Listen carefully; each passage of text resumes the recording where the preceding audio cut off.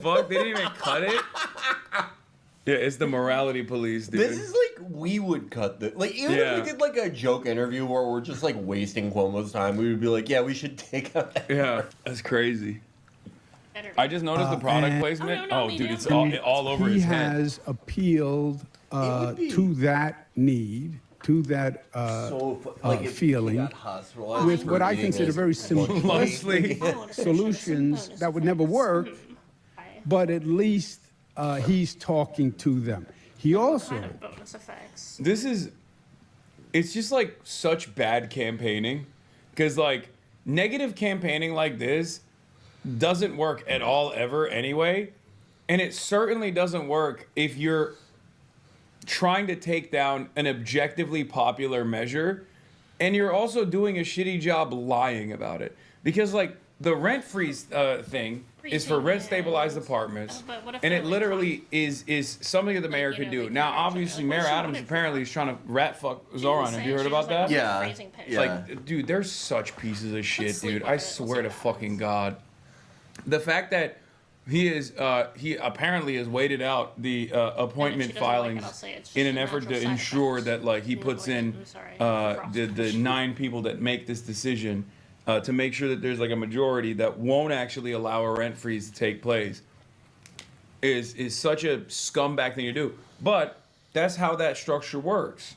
Like, it's the mayor appoints people to the rent board, and they decide on what to do with the rent stabilized apartments. So he could literally freeze the rent for rent stabilized units, and it has been done before. So when he tries to fucking hit on that angle, not only is he attacking a popular policy, but he's also lying when he says it's like, oh, it's impossible, it's pie in the sky idealism. So stupid.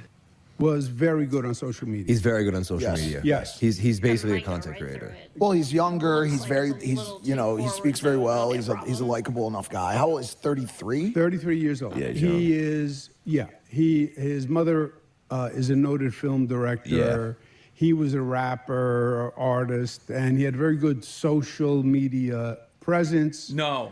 Captured the imagination. No one knew. He's like, yeah, young cardamom, they called him. He's like, have you seen his music? Like this idea that he was like Nani. this idea that he was like a celebrity before. Yeah. Yeah, he had a YouTube video with 30,000 views. I did not know who he was. Yeah, I didn't either. I had no fucking idea. I vaguely remember his run for state assembly. When I had him on beforehand, I had Chiose on, and people were trying to get me to pull the Young Cardamom Nani music video, and I genuinely considered like, should this be the first introduction to this guy who I think has a good shot? Like, I was weighing the option. I still played it. But like, I thought maybe I shouldn't show this to people as their first introduction to Zohran Mamdani. I think his voters understand like that. He made that in like 2012. Yeah, or something like that. That was a think about what was going on at that time. You had like Das Racist and shit. Yeah, that was like if you were making socially conscious rap. Well, the best time to be alive would be like 1994, but the second best would be 2012. Yeah. He also, I think his voters understand. My first interaction with Zohran was before I knew who the fuck he was. He was just random dude in a Gravel Institute video about rent control in Vienna. He was in a Gravel Institute video? Yeah, he did it. He's in an old ass Gravel Institute video. But like back in the day, Gravel Institute would sometimes have bangers. Okay, they did. They had like the. Can you believe that one of those fuckers works for fucking Palantir now? I think that's the least surprising thing I've ever heard. It's either Palantir or Andreesen Horowitz. Which is it? Chat. Someone should know. They definitely know. There isn't fucking that the dude in Ukraine. He was a Gravel Institute kid too. No, one of the Gravel kids. No, they all went to do the craziest shit. No, they all went on to do like weird stuff. One of them did like an even he works for Palantir or something. Yeah, Dylan Burns. Yeah, the one that Dylan. Yeah, this is me reacting to him talking about how socialists easily solved the housing crisis in Austria.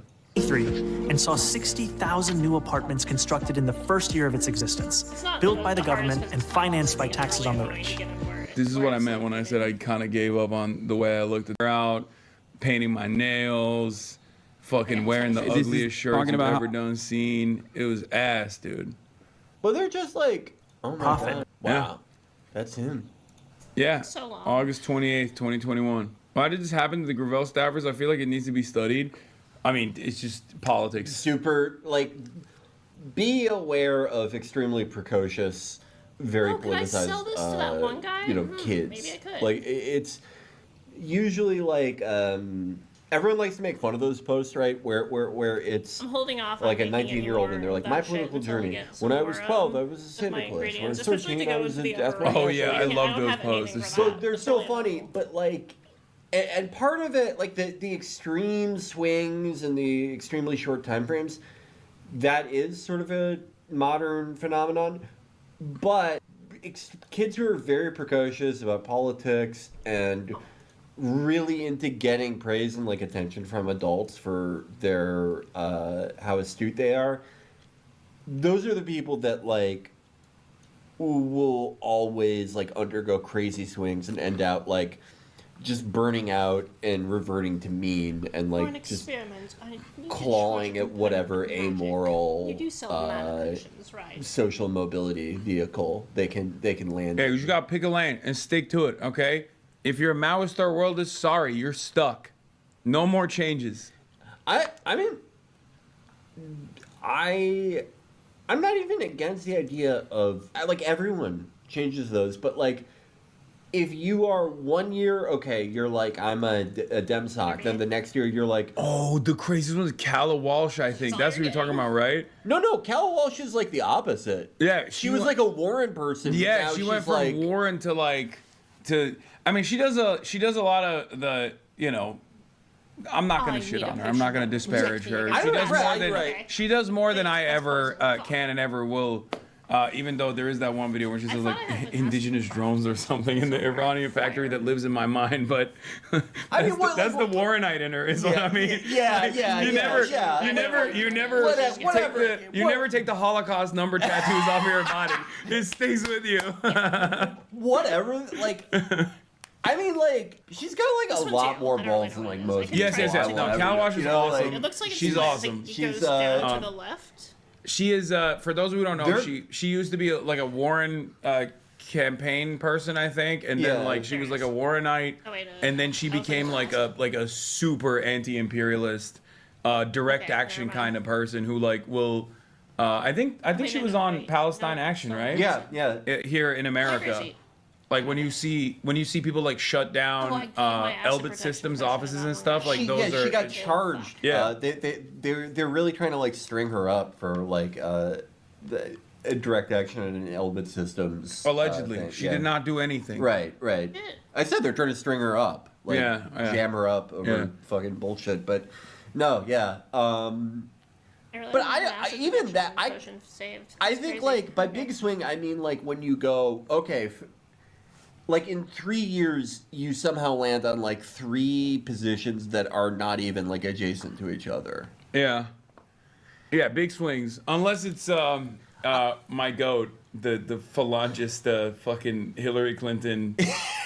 Yeah. The phalangist Hillary Clinton staffer to radical campus God. anti-imperialist pipeline. You know what I was thinking about with Plattner?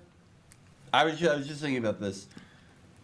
How I actually like I Oh, hello. Okay. I feel like the That's Pod really Save guys. inconvenient. I feel like their Shit. heart was like That's generally in the super right inconvenient. place with that. Mm-hmm. I don't feel like they are into him for cynical reasons. Yeah. You know. No, I think they're reading the room. And Right. They're recognizing Well- changes that are happening. and I also I felt bad for them because it's like. Okay. Yeah, You know, there we you've go. thrown in with this guy who turns out to I be. mean, I'd rather they do this than fucking. What Right. was it when the Elizabeth Warren Yeah. birth release or something when Yeah. the blood.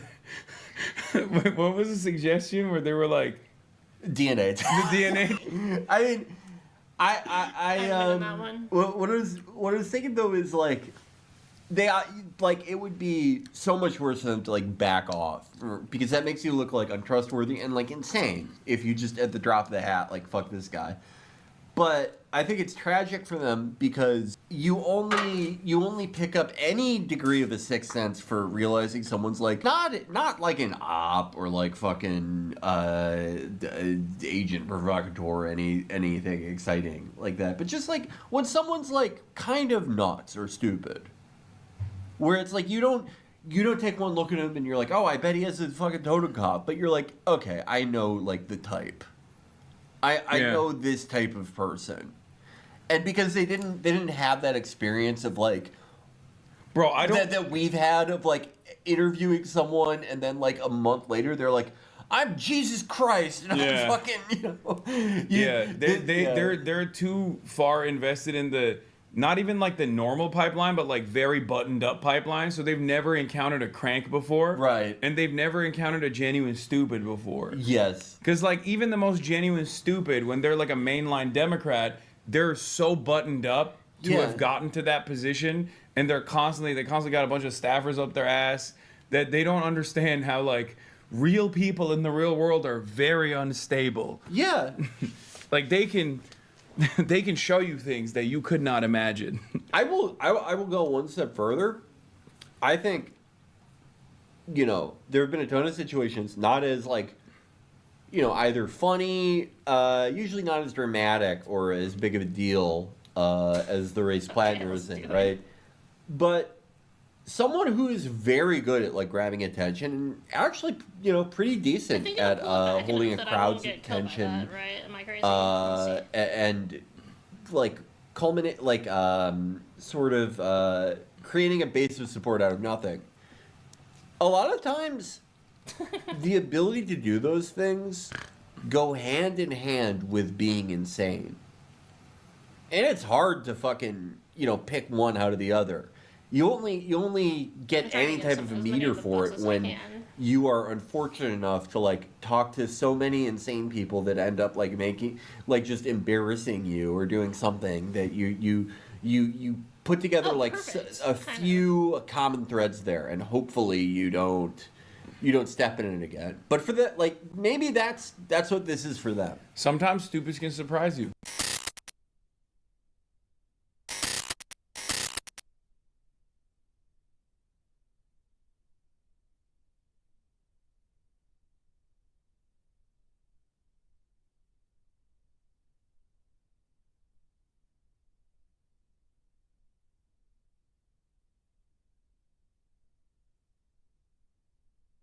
Obviously, I've been following some of the stuff about Graham Plattner. We'll have some stuff to say about that in a couple of minutes. Should I say about but recipe? This is a or clip. Is it, like, I don't know how it compares to my other one. That was a pretty good recipe, though. There is every reason for people to be suspicious of candidates when we first introduced them.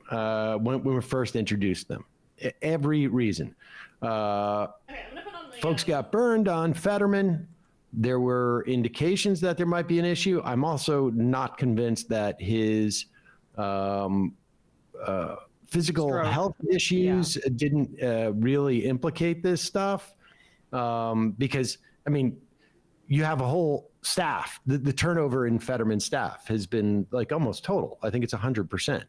And they've all, basically left because it was a completely different sort of ball game than they had thought too. So it wasn't, and that's a weird thing. He took AIPAC money, for example. I mean, Fetterman was openly courting the Israel lobby, and we were in different circumstances where that was a little bit more like, okay, this is what he has to do. Maybe he supports Medicare for all. And turns out, no, it just Mills would also everything about him. Mills would also be better than Collins, right? Like, even though, like it was Oz versus Fetterman, still, I guess, probably take that. Yeah, I mean, certainly there's an argument. There's an argument. I mean, look, frankly, if the Democrats had 49 senators and Fetterman was the 50th and allowed them to stop judicial appointments or, a whole host of things, then yes, of course. I mean, a vote is a vote. Even I'm too tired for this now. I'm listening to the alchemy book. Hold on.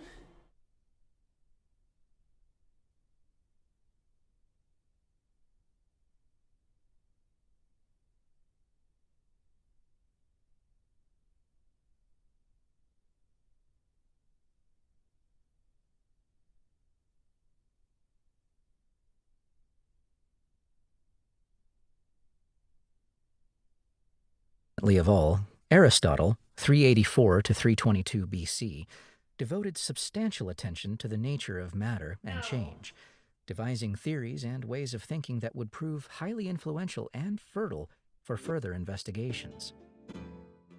All these Greek philosophers endeavored to explain matter's hidden nature and to account for its unending transformations into new forms. Most of them embraced the idea that beneath the constantly changing appearances of things, there existed some sort of a stable, unchanging substrate. The notion that a single ultimate substance lies beneath all material things is known as monism.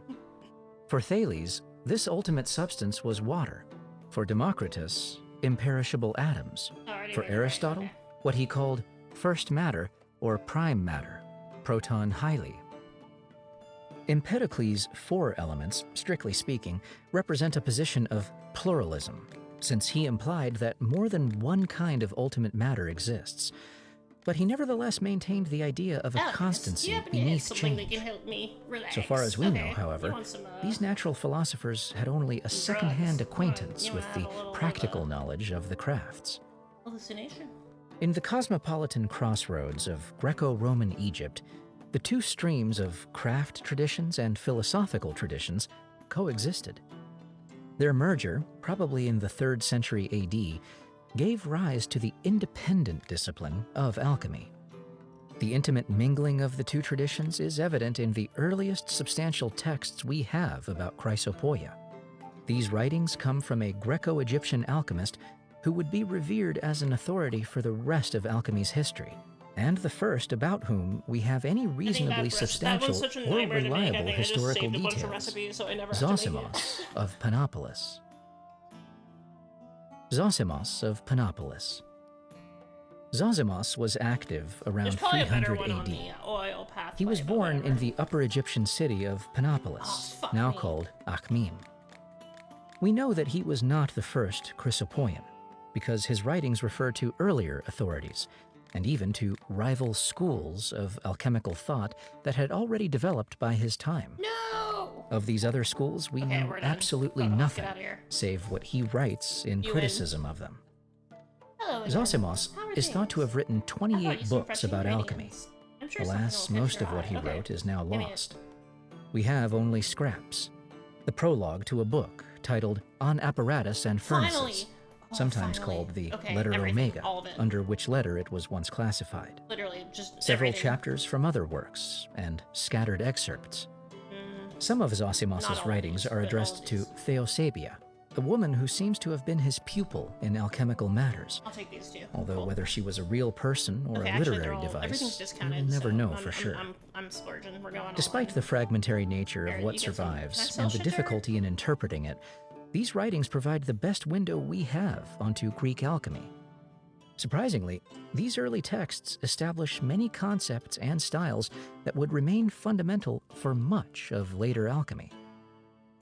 Zosimos' orientation toward a central goal, metallic transmutation, his insightful engagement with the practical problems in reaching it, his search for the means of surmounting these problems, and his formulation and application of theoretical principles clearly underscore his writings as something new and significant. While earlier texts are recipe miscellanies, Zosimos' texts witness a coherent program of research that draws on both material and intellectual resources. He describes a wide array of useful apparatus for distillation, sublimation, filtration, fixation, and so forth in great detail. Many of these instruments are adapted from cooking utensils or items used in perfumery or other crafts. Zosimos did not devise all these instruments himself, indicating how developed practical chrysopoia must already have become by the start of the 4th century AD. The writings of his predecessors form a key resource for him, and he cites them frequently. One of the most prominent authorities is named Maria, sometimes called Maria Judea, or Mary the Jew, and Zosimos credits her with the development of a broad range of apparatus and techniques. Maria's techniques include a method of gentle, even heating, using a bath of hot water rather than an open flame. This simple but useful invention preserved the legacy of Maria, the ancient alchemist, not only for the rest of alchemy's history, but even down to the present day. It is her name that remains attached to the bain-marie, or bagno Maria, of French and Italian cookery. Does she want enlargement Several or wild of the growth? pieces of apparatus Zosimos describes, for example, one called the kerotakis, are designed to expose one material to the vapors of another. Indeed, he seems particularly interested in the action of vapors on solids. This interest is partly grounded on practical observations. Ancient craftsmen knew that the vapors released by heated cadmia, or calamine, a zinc-containing earth, could turn copper golden by transforming it into brass, an alloy of zinc and copper. The vapors of mercury and arsenic whiten copper to a silvery color. Perhaps knowledge of these color changes induced Zosimos to seek analogous processes that would bring about true transmutations. Guiding theories are certainly discernible in his writings. This is a crucial point to stress. Fuck you. Today, there is a common misconception that alchemists worked more or less blindly, stumbling about mixing a little of this and a little of that in a random search for gold. This notion is far from the truth. Already, with Zosimos, we can identify theoretical principles that guided his practical work, as well as practical observations that supported or modified his theories. Many theoretical frameworks for alchemy would develop in various times and places, and these frameworks both supported the possibility of transmutation and suggested avenues for pursuing it practically. In the case of Zosimos, not enough of his work survives to map out his thinking fully. Yet it is clear that he viewed the metals as composed of two parts, a non-volatile part that he calls the body, soma, and a volatile part that he calls the spirit, pneuma. The spirit seems to carry the color and the other particular properties of the metal. The body seems to be the same substance in all metals. In one fragment, Zosimos appears to equate it with the liquid metal mercury.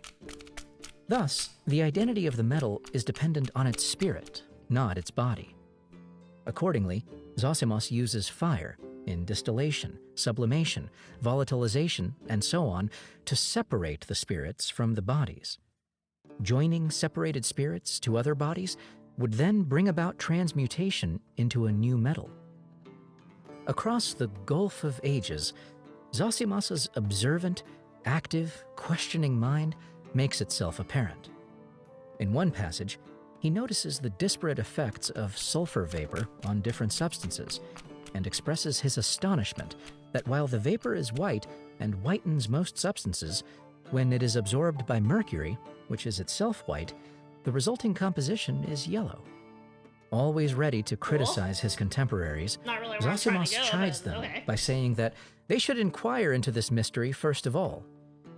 He likewise expresses his surprise that when the vapor of sulfur turns mercury into a solid, not only does the mercury lose its volatility and become fixed, that is, non-volatile, but the sulfur also becomes fixed and remains combined with the mercury. Zosimos's observation is now recognized as a basic principle of chemistry. When substances react with one another, their properties are not averaged, as they would be in a mere mixture, but instead completely changed. Clearly, Zosimos was a careful observer who thought deeply about what he witnessed experimentally. Zosimos calls transmutation the tinging of metals and uses the word bathe from the verb bathain, which means to dip or to dye. He likewise calls a transmuting agent a tincture, that is, something able to tint or color. These word choices signal the connection of his ideas to the recipe literature, which was primarily concerned with coloring metals, stones, and cloth to produce precious, or apparently precious, objects. Accordingly, the water of sulfur reappears prominently in Zosimus, but now with strikingly new meanings. It is no longer a simple composition for bringing about superficial changes, but rather some putative substance able to bring about real transmutation, and consequently, something eagerly sought and eagerly hidden. Here, an almost ubiquitous feature of alchemy appears: secrecy and the hiding of names. Zosimus delights in playing with the name of this substance. Thanks to an ambiguity in the Greek language, in some contexts, the name can mean either water of sulfur or divine water. In some places, he intends the name to mean a transmuting agent, while in others, he is clearly talking about the simple lime-sulfur composition of the recipe literature. In yet another place, he describes it as the silvery water, the hermaphrodite, that which flees without ceasing. It is neither a metal nor a water always in movement, nor a solid body, for one cannot grasp it. In this case, his riddle for divine water seems to describe mercury, presented as the basic substrate for all metals. Elsewhere, the same term seems to have yet other meanings. In point of fact, in a Zosimus text just recently identified, the Egyptian admits freely that alchemical writers call a single thing by many names, while they call many things by a single name. He notes that the production of transmuting waters is the manifest secret, that which is studiously hidden. The moderate level of secrecy encountered in the earlier recipe literature thus becomes more intense and more self-conscious with Zosimus.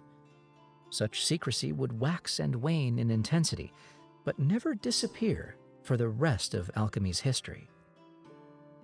To promote such secrecy, Zosimus employs a technique that would become typical for alchemical authors: the use of Decknamen, a German term meaning cover names. These Decknamen function as a kind of code. Instead of using the common name for a substance, the alchemical writer substitutes another word, usually one that has some link, literal or metaphorical, with the substance intended. There is already some hint of this technique in Pseudo-Democritus, where he uses the adjective "our" to specify a substance other than that usually meant by a common term. For example, he uses "our lead" to mean the mineral antimony, stibnite, a substance that shares some properties with lead. Decknamen serve a dual purpose. They maintain secrecy, but they also allow for discreet communication among those having the knowledge or intelligence to decipher the system. They simultaneously conceal and reveal. Consequently, Decknamen have to be logical, not arbitrary, so that they can be deciphered. But that's fine. If Decknamen could not be deciphered by readers, then total secrecy would be the result. And if the intent were to conceal information entirely, it would be far simpler for alchemists to have written nothing at all. I was a little worried there. The encoding of information does not stop with simple replacements of the names of substances, not even in Zosimus. But I can charge more for Perhaps the most famous fragments of the Panopolite are sometimes, and misleadingly, called his visions. 3 fragments describe a series of 5 dreams, separated by periods of waking. These dreams involve an altar shaped like a chemical vessel, various men of copper, silver, and of lead, their violent dismemberment and death, and Zosimus's conversations with them. Much ink has been spilled trying to explain what these texts really mean. Regardless of the varied answers that have been offered over the past century or so, Zosimus himself tells us that they are allegorical descriptions of practical transmutational processes. In other words, the actors, places, and actions described are personified Decknamen woven into a coherent and extended narrative. Such allegorical language would remain a common feature of alchemical writing and become especially prominent in works by European practitioners starting in the 14th century. Okay. Zosimos calls his dream sequence a prologue, intended to help the reader unveil the flowers of speech, anthelogon, that follow. In the text as we have it today, only one practical process follows. Oh, come on. But What is it wrong appears with that me? originally I mean, there it were is many that it's, more, now lost. like, morning. In another place, Zosimos writes And I clearly haven't that slept. after awaking from a dream, Yeah, he like that. understood very well those who busy themselves with these things, the events in the dreams, are the liquids of the metallic art. Oh, I'm In so the book fucked. It's on so sulfurs, over. Just Zosimos get uses out a of here. simile I hate that you. compares the transmutation of lead into silver to a tormented man who becomes king. This image, which the text clearly links to a practical process, is very similar to those expressed in Zosimos's second dream. I need to Some modern writers have read various mystical or psychological meanings into Zosimos's allegorical accounts. But in doing so, they have largely ignored their no, context, not both within the lying corpus of around. his writings and within his cultural milieu. Zosimos clearly did he say? states that I his wasn't paying dreams have a technical right, right, meaning right, okay, that's in fine. the context of the transmutation run of a moral metals, establishment the here. primary topic of his No. texts. Some scholars have even When I proposed started the plausible game, I just did everything interpretations of everybody the said. I dreams didn't really know in you were terms of supposed the to pick and Panopolites' choose. alchemical theories and laboratory practices. I became a very It is certainly possible that Zosimos did in fact dream, or daydream, about the work in which he was so deeply engaged. Many listeners have probably had similar experiences of work-related matters, re-expressing themselves in strange dreams. But it is more probable that Zosimos composed these dreams explicitly, much like a fiction writer works, thus creating a self-consciously allegorical prologue That's for one glue, of his not acid, practical right? Okay, treatises. yeah. This practice harmonizes well with his routine use of I secrecy. need to know what that one And in is. fact, Or that one immediately after reciting one of these what's that one? dreams, he declares axiomatically that silence teaches excellence, as if to explain his own relative silence and to advise an analogous silence for his readers. Yeah, whatever. Moving on. The use of dreams as a literary device was an established and popular practice in Zosimos's day, and placing information into the form of a dream gives it a certain cachet, an air of authority, and a tone of revelation. Yet, showing that the core meaning of Zosimos's dreams lies in practical alchemical operations does not mean we can ignore their broader cultural context. Zosimos surely drew upon his own experience and knowledge of contemporaneous religious rites for imagery to use in this I should allegorical be using the sequence. portals more when they ask me His to do like language two of altars, ingredient ones dismemberment, and, stuff. I just- and sacrifice just never surely thought reflects about that. something of late Greco-Egyptian temple practices. This recognition brings up a huge point for the entire history of science. How do practitioners' philosophical, theological, religious, and other commitments manifest themselves in the study of the natural world, whether in alchemy or elsewhere? Such studies, be they alchemical or modern scientific, do not occur in a cultural vacuum, nor are practitioners somehow insulated from the conceptions, interests, and ways of thinking of their particular time and place. Chapter 7 deals with Okay, I was the barely inseparability of I such could have been matters going from straight alchemy, into the fucking bones. and indeed from Goddamn. all scientific pursuits more generally. For now, it suffices to take one last illustrative look at Zosimos. There is undoubtedly a link between Zosimos and Gnosticism. Gnosticism was a diverse grouping of religious movements of the 2nd and 3rd centuries AD that stressed the need for revealed knowledge, gnosis, to achieve salvation. This salvific knowledge included the realization that man's inner being was of divine origin, but had become imprisoned in a material body.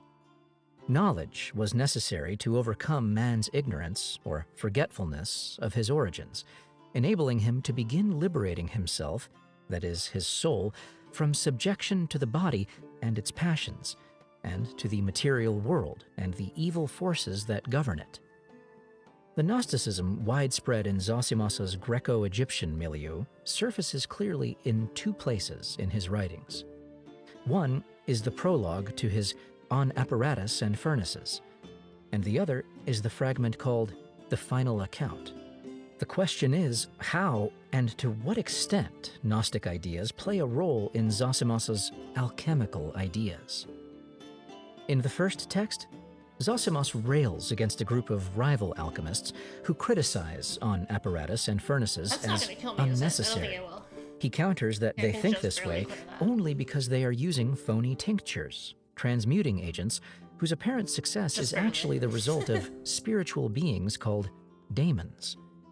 The daemons trick these errant alchemists into believing that their preparations work, and as a result, they claim that the specific equipment, materials, and procedures stipulated by Zosimos are not needed for success. The daemons thus use these false tinctures to manipulate their ignorant possessors, thereby keeping them under demonic sway and subjected to fate, an evil force to be rejected. What true alchemists seek, Zosimos declares, are tinctures that are purely natural and self-acting, bringing about transmutation by the operation of their natural properties alone. To prepare these true, natural tinctures, the right apparatus and the right ingredients and processes are absolutely necessary. To drive home his point about the baleful results of allowing oneself to fall under the sway of daemons, Zosimos then gives a Gnostic account of the fall of man, how the original human being was deceived by maleficent spirits into being embodied as Adam. Zosimos reveals a Christian form of Gnosticism by recounting how Jesus Christ provided human beings with the knowledge needed for salvation, namely, the need to reject their Adam, the material body, in order to ascend again to their proper divine realm. Human imprisonment and its attendant evils thus arose in the first place from demonic deception, just like that which now causes the errant alchemists to reject Zosimos's book. Surely these bad alchemists are making their own circumstances worse by blindly continuing to be duped rather than liberating themselves from demonic control. Zosimos's critical prologue must have originally provided an appropriate introduction to his now lost text about the furnaces and apparatus necessary for preparing a true transmuting tincture. Does Gnosticism express itself visibly in Zosimos's alchemical theories or practices? Possibly. Given the Gnostics' fondness for casting their tenets into myth format, we could wonder if Zosimos's choosing to put alchemical processes into an allegorical dream sequence arises from the same tendency to mythologize doctrines, Gnostic or alchemical. Additionally, Zosimos's guiding theory of the twofold nature of metals, body and spirit, and the practical need to free the active, volatile soul from the heavy, inert body in order to achieve transmutations seems to parallel Gnostic views and some other contemporaneous theological views of man's divine soul as being trapped in a material body and the consequent need to free it. For a Gnostic, or a Platonist for that matter, and Zosimos wrote about Plato as well, human individuality and personality are found in the soul, not the body. In the same way, the metals draw their particular nature and identity from their pneuma, not their soma. We completely miss the fullness and multivalent complexity of pre-modern thought if we dissect it into modern categories. Zosimos had no reason to isolate his philosophical or theological commitments into special categories separated from the balance of his thought. Today, there is a tendency to imagine that such mixing, it is mixing only from our perspective, somehow impedes rational and clear-headed work on practical matters. Yet, this is not only a modern prejudice, but also far from true.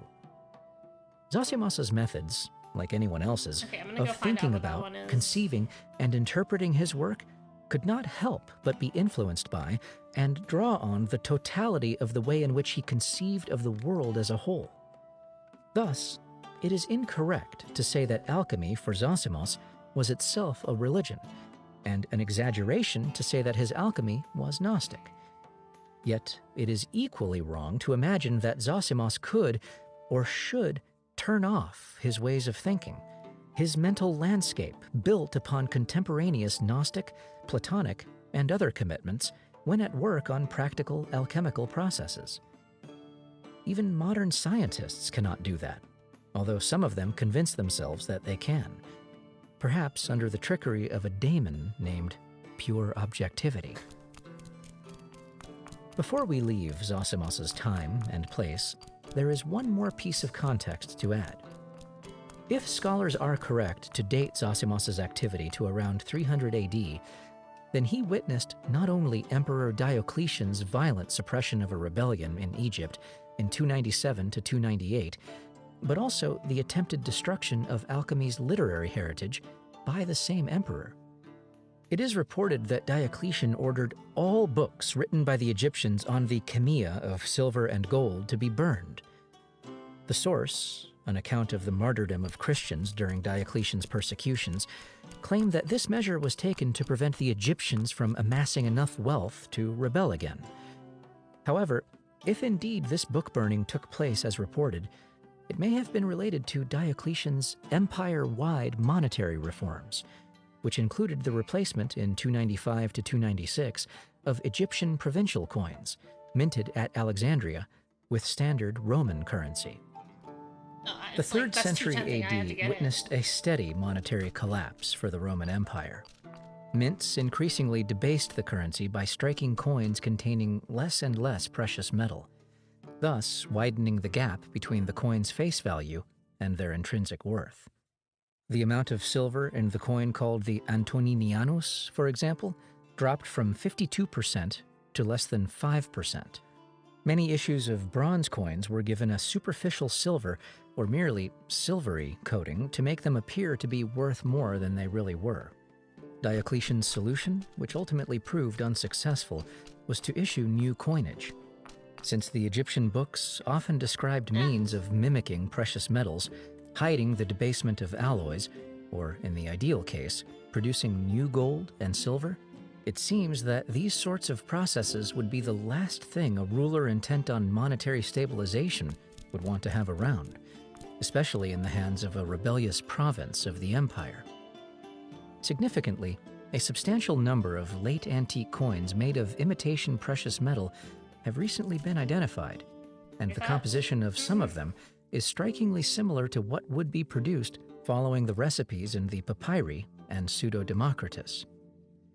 If the fear of counterfeiting and currency debasement lay behind Diocletian's decree, it would be the first in a long line of concerns over the value of currency that resulted in proscriptions against alchemy. The imperial edict banning books about chemia might also provide some of the background for the enhanced level of secrecy apparent in Zosimos's writings. Whether or not this last suggestion is correct, one feature of this account remains. It is one of the earliest usages we have of a term, chemia, from which the words alchemy and chemistry derive. Oh, it's invisibility. It is now time to say something about these two words.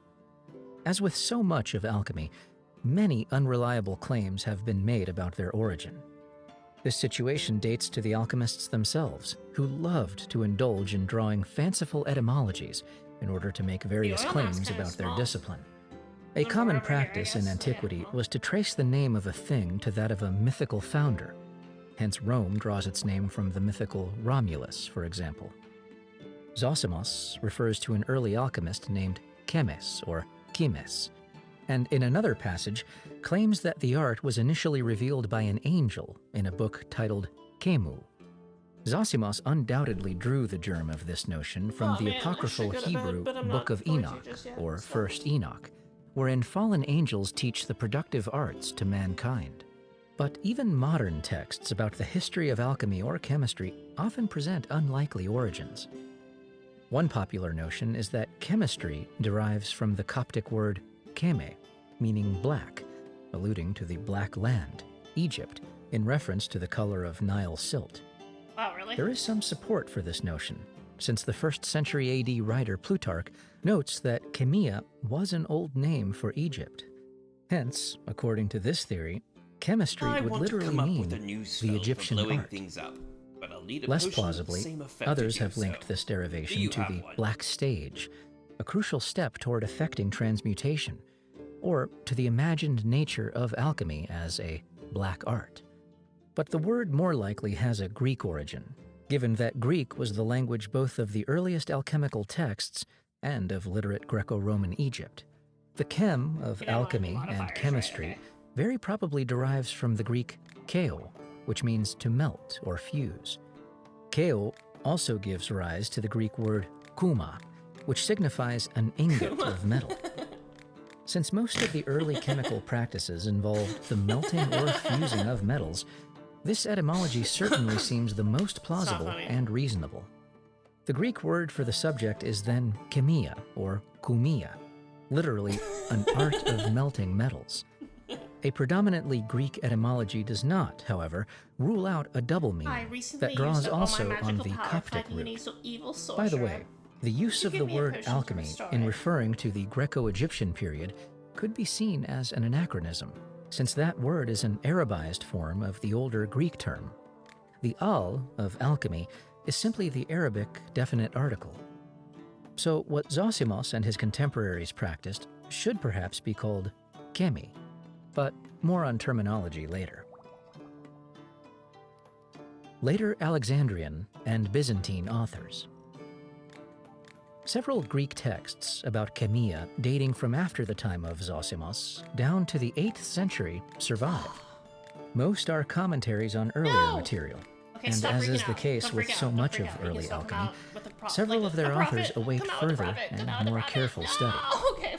One important development within this material is a greater melding of the practical with the theoretical and philosophical. Yes. Some turtles From Olympiodorus, a writer of the 6th century AD, we have a fragmentary commentary on a now lost work of Zosimos.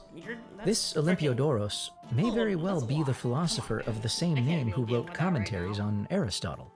He followed the lead of earlier Greek thinkers, such as Thales, who sought to identify a universal material from which everything is made. Olympiodorus reorients this idea of a common material substrate to speak of a common matter of metals, which, by being receptive to a variety of different qualities, gives rise to the various metals. Thus, transmutation would be accomplished by reducing a metal to its common metallic matter and then introducing the qualities of the desired metal. This idea of a common metallic matter subject to interchangeable sets of qualities seems a continuation of Zosimos's division of metals into body and spirit. Interestingly, Olympiodorus also justifies the use of allegory in place of plain language in alchemy by noting how Plato himself used the same literary device when teaching his most important points. Stephanos of Alexandria, a Neoplatonic philosopher, commentator, astronomer, and scholar, wrote an alchemical work titled On the Great and Sacred Art of Making Gold, which has recently been dated to 617. In this book, he explicitly applies ideas from Plato, Aristotle, and other notable Greek philosophers to alchemy. Unlike Zosimos, however, neither Olympiodorus nor Stephanos seems to have been interested in practical work. I'm gonna buy as many as I can now. Alchemy did not constitute their main interest. They were philosophical thinkers first. Accordingly, the Chrysopoia was for them a philosophical issue, and perhaps we might think of them, at least from what we know presently, as armchair alchemists. Nevertheless, their application of Greek philosophical thought, especially regarding matter, to alchemy continued the construction of an increasingly sophisticated theoretical framework for Chrysopoia. Such developments were significant not just in themselves, but also because these later versions of alchemy would be inherited by the Arabic world. An often reproduced image that comes from Marcianus Graecus, 299, is probably an emblematic expression of the philosophical principle upon which so much Greek alchemical theory and practice is based. This figure is known as the Ouroboros, a serpent swallowing its tail. Interpretations of this simple but arresting image vary widely. Just a couple. But the inscription within it, one the all, hen to pan, directs us again toward ancient Greek philosophical notions about a single material that serves as the underlying substrate for all substances. Clearly, this principle undergirds the idea of alchemical transmutation. One thing can be turned into another because, at the deepest level, they are really the same thing. Thus, as things appear to pass away and new things come to be, there is a sense in which they remain always the same. One thing is all things. Okay. All things are one thing. Thus, the serpent Ouroboros, like the sum total of material substances, continuously consumes itself and produces itself from itself, Classic remaining constant even while perpetually destroying and regenerating itself. One other development is worth mentioning before departing the Greek-speaking world for the Arabic. New names for a specific substance that would bring about transmutation. In Zosimos, this substance is one of several things he meant by the phrase water of sulfur. Another term he uses is exerion, which originally meant a medicine in the form of a powder to be sprinkled on wounds. Oh shit. This term may have been chosen for its relation to the word pharmakon, drug, salve, poison, occasionally used by Pseudo-Democritus for various substances able to color Why did it get metals. so much harder? But the term exerion suggests harder another than the parallel, first one. namely that just as medicine heals and improves sick human beings, chemia heals and improves base metals by the use of its own medicine, Good for the you, buddy. exerion, or transmuting agent. This powerful agent of transmutation would acquire a new and more enduring name that appeared no earlier than the 7th century, ho lithos ton I've had philosophon, an awful runny nose the since philosopher's yesterday. stone. Do you have any medicine? Discovering how to prepare that stone which is no stone would become the alchemist's paramount Wait, goal. like a runny nose? I don't know. What is that? Just like a health medicine? Chapter 2, Like a regular old Development. Regular old medicine. Arabic, alchimia. Alchemy developed extensively during its Arabic period, roughly 750 to 1400, augmented in every respect by new theories, concepts, practical techniques, and substances. Centuries of cultivation in the Islamic world produced a massive body of knowledge across the sciences, medicine, and mathematics that would earn the awe and admiration of medieval Europeans when they first encountered it in the 12th century.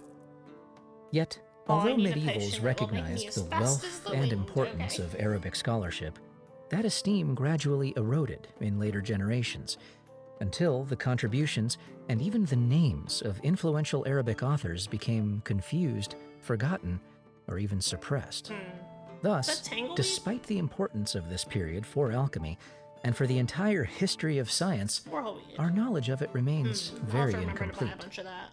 Historians have had to rediscover the primary sources of Arabic alchemy. Only at the end of the 19th century did scholars begin to study Arabic alchemical texts again. Strikingly enough, we owe part of this renewal of interest to the chemist Marcelin Berthelot, 1827 to 1907, the same person responsible for the publication of the Greek Corpus Alchemicum. Since that time, many questions have been addressed, many gaps in our understanding filled, and many mysteries solved, but much more still awaits attention. I need a potion that Even for the dispels most magic important for Arabic experience. authors, only a few texts have been Dispels edited, magic? Okay, and isn't this fewer like- translated. Yeah, okay, get out of here. I don't Much care. needed new scholarship has been stymied by the inherent It gets the job complexity of done. the manuscripts and their loss through war and carelessness, as well as by regional, political, and economic situations that prevent free access to archives. Perhaps the most challenging problem, however, is the very small number of historians of science with linguistic skills in Arabic, and the yet smaller subset of these with an interest in alchemy. It's fine. Get out of here. The transmission of knowledge from Alchemist, Greeks do to you happen to Arabs. have a potion that could help me chase my goat? In the mid-7th She century, keeps running shortly away after from the me, and I'm beginnings kinda of pissed off. Islam, Well, you want smoke? Arab Okay, armies more smoke. surged Everybody out of wants the smoke Arabian this. Peninsula Okay. in all directions, north into Palestine and Yeah, I Syria, see the demand. east into Persia, west across North Africa, and finally into Spain and even France. Most important for the story of alchemy is the Arab conquest of the Byzantine lands in the eastern Mediterranean. In 640, the city of Alexandria was conquered and Egypt annexed to the Islamic Empire.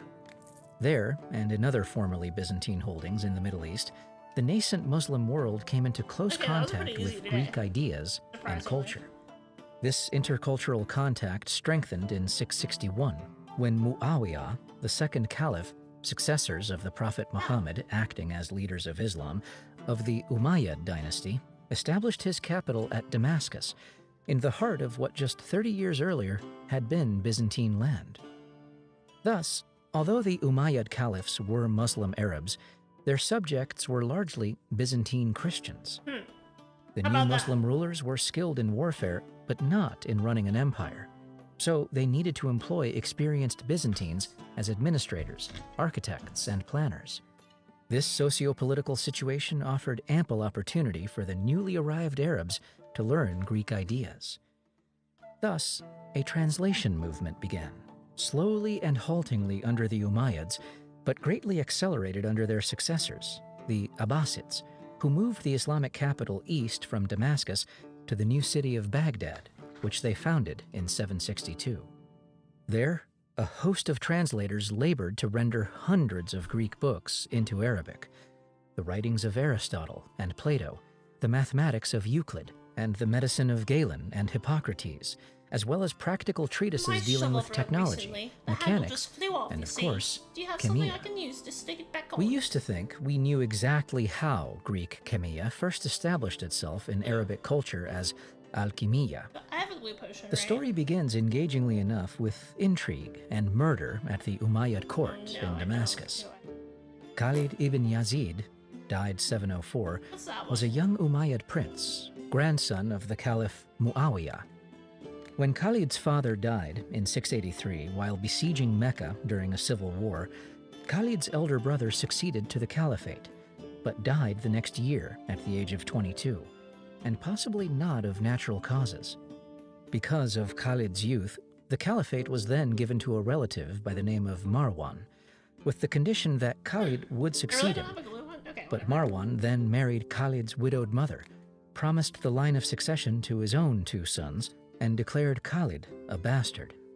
Khalid's mother's response was to smother her new husband with a pillow while he slept. Some sources say she poisoned him. Given such a loving family, Khalid fled to Egypt. There, to put his lost caliphate behind him, the young prince began to study Greek learning and found alchemy most to his liking. In some versions of the story, he encountered Stephanos the Elder, presumably the author Stephanos of Alexandria mentioned in Chapter 1. Stephanos taught Khalid and translated alchemical books into Arabic for him. In other versions of the story, Khalid's instruction came instead from a Christian monk named Marianos. Accounts disagree on whether this monk was Greek or Roman, and whether or not he lived as a hermit in Jerusalem. In any event, Marianos had studied alchemy in Alexandria, supposedly under the tutelage of Stephanos, and shared that knowledge, including how to prepare the Philosopher's Stone, with Khalid.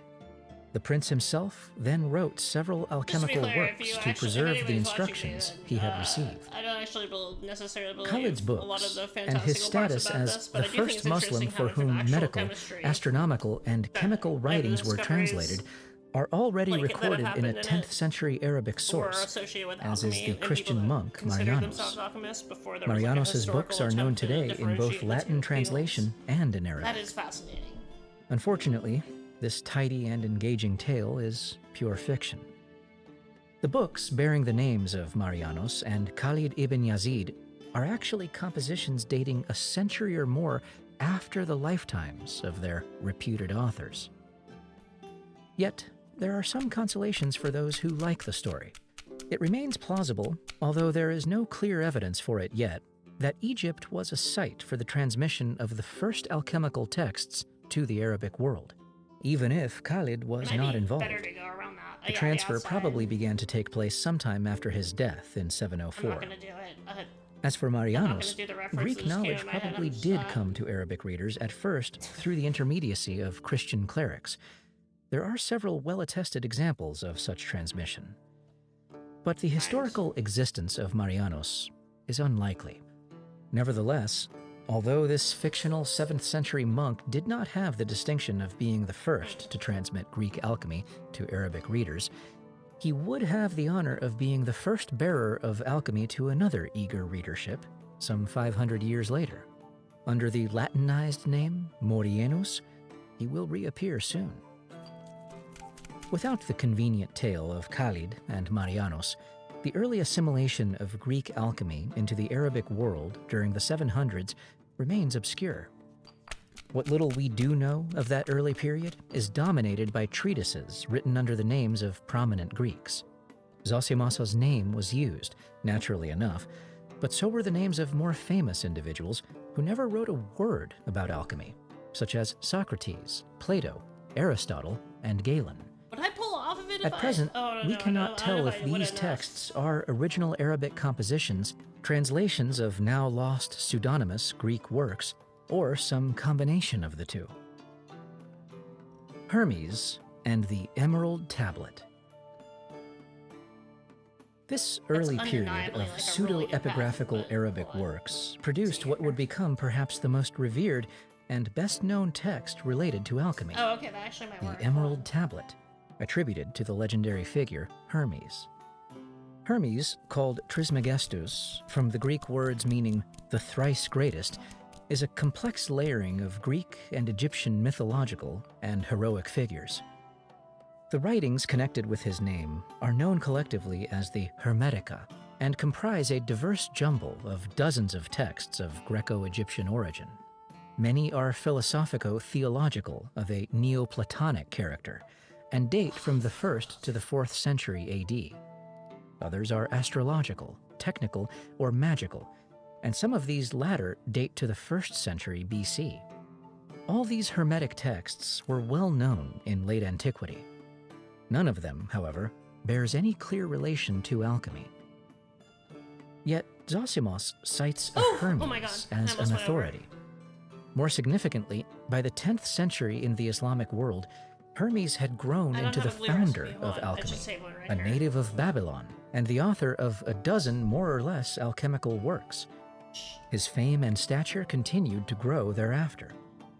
In the Latin West, his renown increased to the point that he was hailed as a contemporary or even a predecessor of Moses and a divinely inspired pagan prophet who foretold the advent of Christ.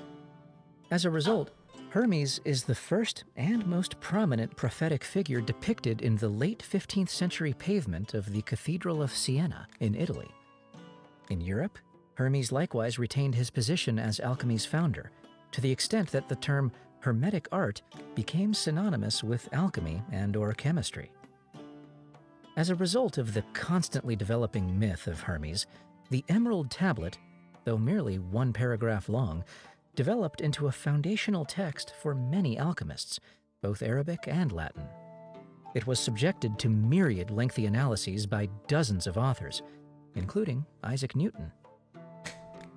The exact origin of the tablet remains obscure. Most evidence indicates that it was written centuries after the bulk of the philosophical or technical Hermetica, and that it is an original Arabic composition dating from the 8th century. No Greek precursor or any earlier Greek citations of it have been located, despite exhaustive searches. It first appeared appended to a work which itself has complex and obscure origins, the Book of the Secret of Creation, Kitab Sir al-Khalika, by one Balinus, an early 9th century author writing in Arabic under the name of the much earlier Greek author, Apollonios of Tyana. Balinus's work is itself a pastiche. Newer materials are combined with an earlier Syriac text by a priest named Sagius of Nablus, which itself incorporates yet older Greek material. How exactly the tablet fits into this muddle remains unclear. Nevertheless, it seems safe enough to doubt the veracity of the account told in the Book of the Secret of Creation that the text was discovered written in Syriac on a tablet of green stone, clenched in the hands of an ancient corpse buried in a subterranean sepulchre hidden beneath a statue of Hermes Trismegistus. What is clear is that the Emerald Tablet never disappeared from view for long thereafter. It reappeared with various wordings and in various textual locations. Trying to make sense of it, however, occupied there and a way I can frustrated a change long that? line of would-be interpreters. The They say text that is this short kind of enough potion that an isn't early really a version potion can without be this presented here ingredient, in its green beans. entirety. Oh, wait, what? Truth, certainty, If you that in had which at there is least no one. doubt. That which is above What? is from that which You is can't below, make that- okay, fuck and you. that which is below is from that which is above, No, you get my- working my the ambiguous miracles potion of the way one it thing. comes. As all things were can from make it one. happen. Its father is the sun, and its mother the moon. The earth carried it in her belly, and the wind nourished it in her belly, as earth, which shall become fire. Feed the earth from that which is subtle with the greatest power. Okay, I can't do that. It Fuck ascends from the earth to the heaven, and becomes ruler over that which is above and that which is below.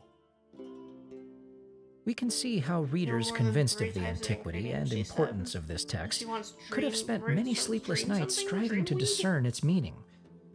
The relationship between the celestial world, the macrocosm, that which is above, and the terrestrial world, the microcosm, that which is below, seems to be clear enough.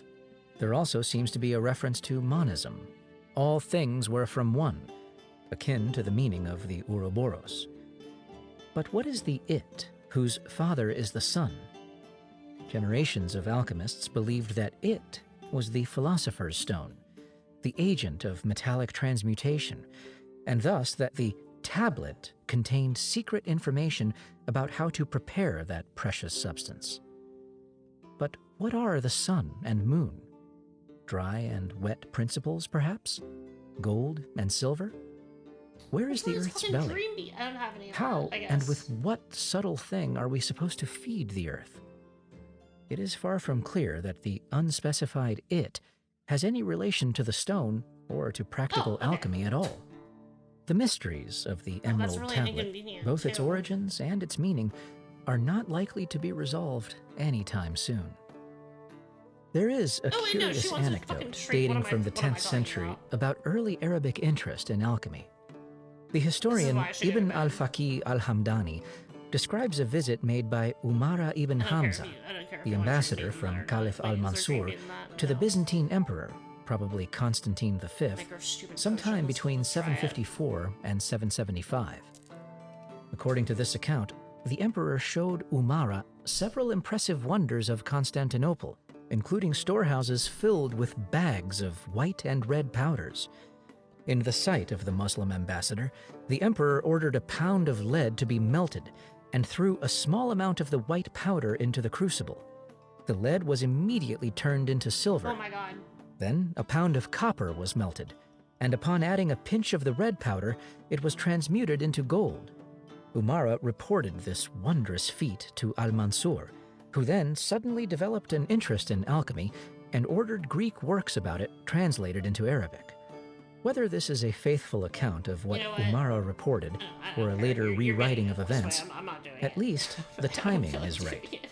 For it was in fact get under through the night and al-Mansur, then go to the bed. clever founder of Baghdad, reigned 754 to 75, that the translation movement of scientific and medical Like me, works into Arabic began in earnest. This anecdote is of special importance because it is an early account of two transmuting agents, I feel kind a of white bad one for it. making You know, silver no, what am I and a talking red about? one for Fuck making off. gold. Go. These two forms of the Philosopher's Stone would become standard parts of transmutational alchemy. Jabir and the Without Jabirian this corpus. ingredient, water cap. I The need a obscurity potion to that cook clouds my our weapons. understanding of the Okay. early transmission of alchemy to the Muslim okay, world now I'll does give not her last a long. water cap potion. It is It'll replaced make up by for confusion. being too For now, we come to a impatient. person who played as large a role in Arabic alchemy as Zosimos did in the Greco-Egyptian, one Jabir ibn Hayyan. Or, to speak more accurately, several Jabir ibn Hayyans. Or perhaps none at all. Because I don't have it. A persistent problem facing historians of alchemy is figuring out if an author really is who he says he is, and if he lived when and where he claims. Water. What the Anonymity, fuck is that? pseudonymity, secrecy, mysteries, false trails, and subterfuge fill the entire subject from beginning I'm sorry, to end. guys. Come back. In the case of Please Jabir, come back. Disagreements about both author and his writings began shortly after his reputed lifetime and continue to the present day. As in the case of Khalid and Marianos, things in alchemy are often not what they seem. I care actually probably too much. Traditional because you're a biographies fake video game record that character. Abu Musa Jabir ibn Hayyan was born about 720 at Kufa, an ancient I town feel like south I'm of letting you Baghdad. down. In his youth, And he that's learned probably- alchemy that's first probably from Harbi not- the Himyarite, Is that healthy? who died in Go 786 away. at the advanced age of 463, Yeah. Show me the shit. and then from a Christian monk often identified as a disciple of Marianos. Getting suspicious yet? Jabir's most important master, however, was a looming figure in Islamic religious history, the 6th Shiite Imam, Jafar al-Sadiq, 700 to 765. Jabir attributes his knowledge directly to Jafar, whose Do you have any closest water and most gap? beloved disciple he claims to have been. He does. Some Okay. sources claim that Jabir himself became an imam and or a Sufi. After Jafar's death, Jabir went to Baghdad and became close to the rich and powerful Barmaki family, who introduced him to the court of Caliph Harun al-Rashid of 1001 Nights fame, and who reigned from 786 to 809, for whom Jabir wrote an alchemical volume. Jabir's date of death is variously given as 808, 812, or 815. Doubts about this account were already circulating in the 10th century.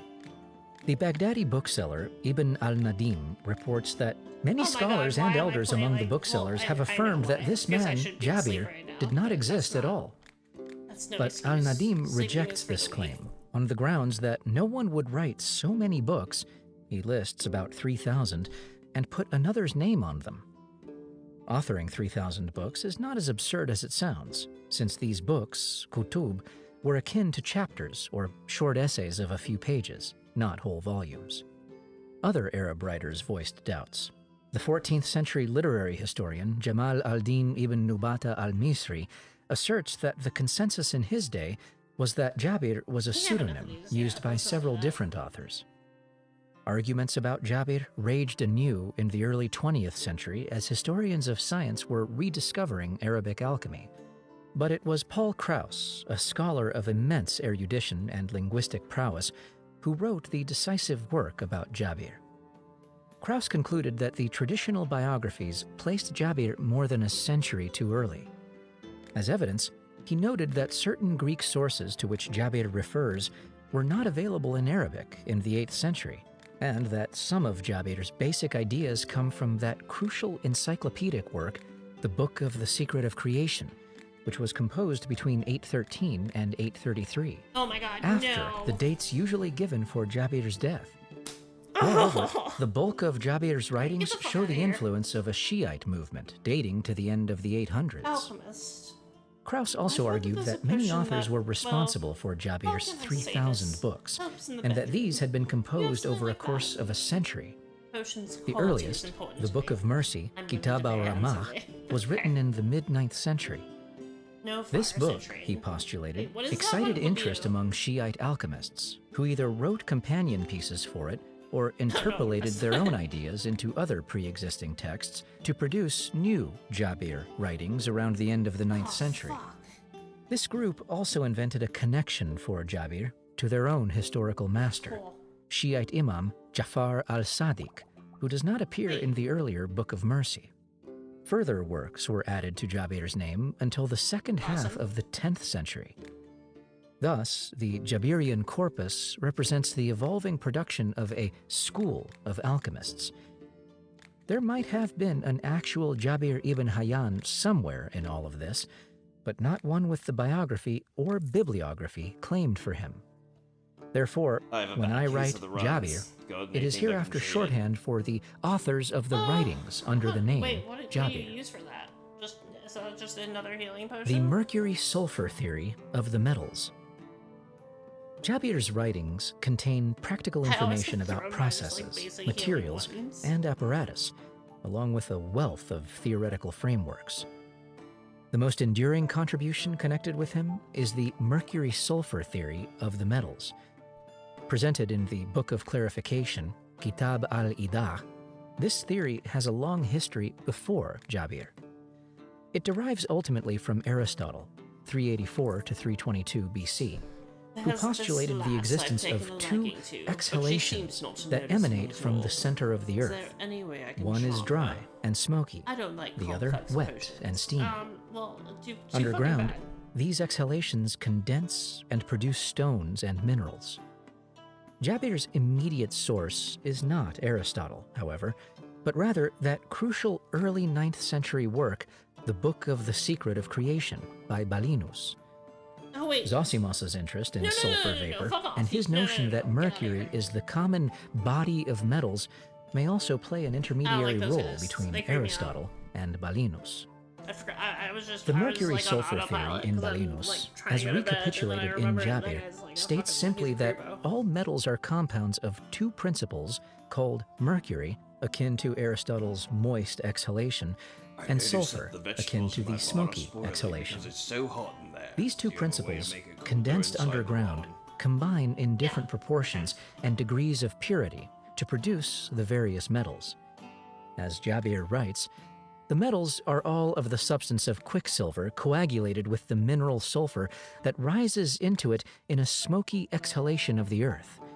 They differ only in their accidental qualities, which depend upon the different forms of sulfur which enter into their composition. For their part, these sulfurs depend upon the different earths and their exposure to the heat of the sun. Oh my god, The most subtle, pure, and balanced sulfur is the sulfur of gold. This sulfur coagulates quicksilver with itself in a complete and balanced manner. On account of this balance, gold withstands fire, remaining unchanged in it. Thus, gold results from the perfect combination of the finest sulfur and mercury in exact proportions. But when the mercury or sulfur is impure, or the two are mixed in the wrong ratio,